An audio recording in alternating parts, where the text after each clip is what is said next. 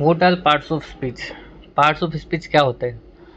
तो parts of speech कुछ नहीं होते। Parts of speech English language में हर सेंटेंस के पास जो वर्ड्स होते हैं उन वर्ड्स के पास एक जॉब होती है करने के लिए। एक हर वर्ड को उत्तरदायित्व दिया होता है जो उसको निभाना होता है। उसी जॉब को पार्ट्स ऑफ स्पीच कहा जाता है। ये 8 तरह के होते हैं: noun, pronoun, verb, adjective, adverb, preposition, conjunction, interjection.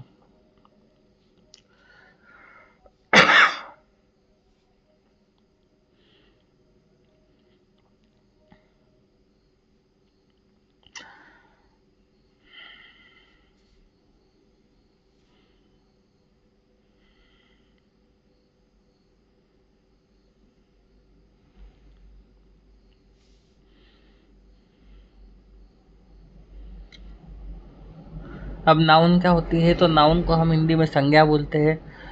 किसी व्यक्ति का नाम है, किसी वस्तु का नाम है या किसी स्थान का नाम है, उसको नाउन बोलेंगे। इस दुनिया में जो भी चीज़ है जिसका नाम है वो नाउन होता है। उदाहरण दिए हुए यहाँ पे पर्सन है, जैसे रवि है, टीचर है, डॉक्टर है, ये इन सब नाम है इसलिए नाउन है। प्लेस के नाम भी दिए हुए, स्कूल, पार्क, लंदन, ये जगह के नाम है इसलिए नाउन है। थिंग यानी वस्तु के नाम भी दिए हुए, बुक का मतलब पुस्तक होता है, कार, एप्पल, ये सभी जो नाम है नाउन है। अब किसी आइडिया या फीलिंग के बारे में दिया हुआ है यहाँ पे, तो आइडिया का नाम या फीलिंग का नाम वो भी नाउन है। लव, ऑनेस्टी, फ्रीडम, ये सब नाउन है।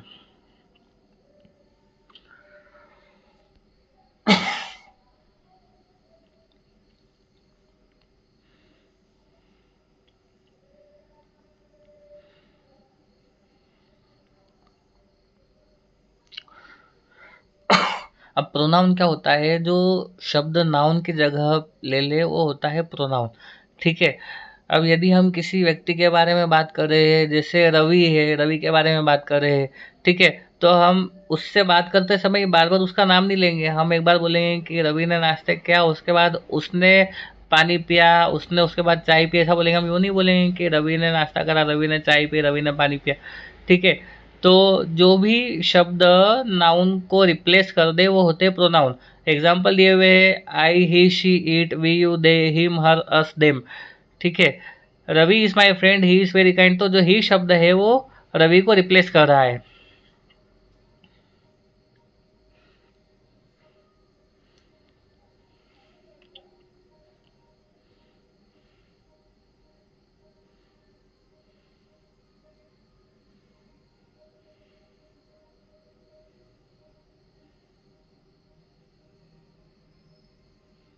अब वर्ब क्या होता है? वर्ब किसी भी हम काम को करते हैं तो उसको हम वर्ब बोलते हैं। जैसे हम दौड़ते हैं, हम खाते हैं, ठीक है, हम पानी पीते हैं, या कुछ भी एक क्रिया होती है, कोई भी व्यक्ति किसी काम को करता है तो उसको वर्ब बोलते हैं। यहाँ पे उदाहरण दिए हुए हैं कि शी रन्स फास्ट, वह तेज दौड़ती है, तो अब इसमें क्रिया दौड़ना हो रही है। ठीक है, इसलिए वह यहाँ पर रन अपना वर्ब है। अब दे आर हैप्पी, ठीक है, तो यहाँ पर वो कैसे खुश है, तो आर शब्द उनकी स्थिति बता रहा है इसलिए आर भी एक वर्ब है।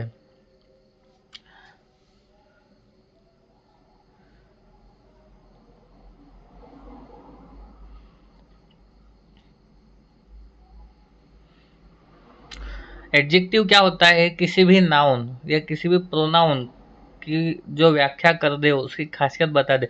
नाउन मतलब किसी व्यक्ति का नाम, या प्रोनाउन मतलब उस नाम की जगह उपयोग होने वाला शब्द। व्यक्ति, वस्तु या स्थान का नाम है, उसकी जगह उपयोग होने वाले शब्द की खासियत बता दे, तो वो होता है अपना एडजेक्टिव। जैसे यहाँ पे उदाहरण दिए हुए: beautiful, tall, three, red, happy, small. Example भी दिया हुआ है सेंटेंस में कि she has a beautiful dress, उसके पास एक ब्यूटीफुल ड्रेस है। कैसी ड्रेस है? ब्यूटीफुल ड्रेस है, उसकी खासियत बता रहा है ड्रेस की। ठीक है, तो जो ब्यूटीफुल शब्द शब्द है ब्यूटीफुल, वो एडजेक्टिव है। ऐसे he is a smart boy, तो स्मार्ट एक एडजेक्टिव, क्योंकि स्मार्ट उस लड़की की खासियत बता रहा है।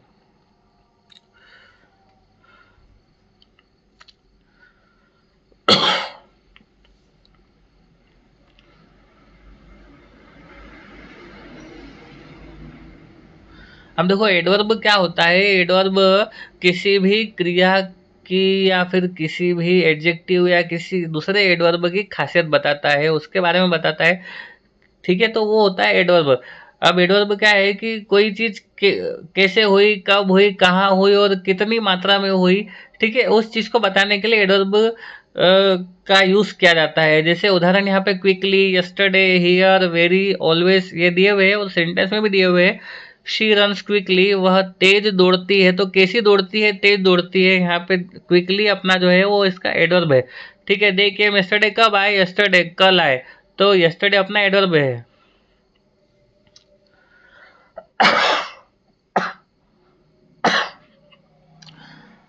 प्रीपोजिशन क्या होता है कि किन्हीं दो या दो से अधिक वर्ड्स के बीच में रिलेशनशिप बताता है। ठीक है, क्या बताता है ये किसी नाउन या प्रोनाउन की रिलेशनशिप किसी दूसरे वर्ड, सेंटेंस में जो दूसरा वर्ड होता है उससे बताता है। ठीक है, जैसे कोई प्लेस का नाम दिया हुआ है या किसी समय के बारे में बताया गया है, कोई दिशा के बारे में बताया गया है, तो उस चीज से ये रिलेशन बताता है। जैसे इन, उदाहरण इसके in, on, at, under, behind, with, from, to. अब सेंटेंस भी दिया हुआ है यहाँ पे उदाहरण में, the cat is under the table. देखो, केट क्या है? नाउन है। अब दूसरा वर्ड क्या है? टेबल है। ठीक है, तो टेबल के नीचे केट है, इसलिए अंडर जो अपना है वो प्रीपोजिशन है।